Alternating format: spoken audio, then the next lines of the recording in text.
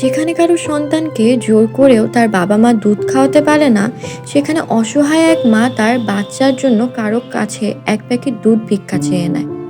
অবুঝ শিশু সেই কাঁচা দুধের প্যাকেট পরম আনন্দে পান করতে থাকে।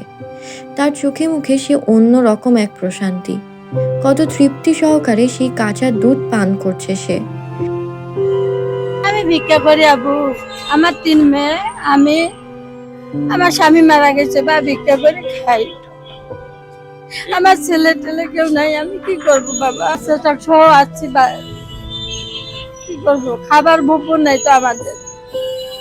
আমাদের জায়গা নাই, জমি নাই, রেলের জায়গায় থাকি, বা কি করি খাই? ওই এক বেটা নিয়ে দিল বাচ্চাটা। বাচ্চাটা কান্দছে খিদেতে, এক বেটা নিয়ে দিল। না, আপনার চাচা নাই, মারা গেছে, 7 বছর হল। এই যে আমি ভিক্ষা করি চালাই বাবা।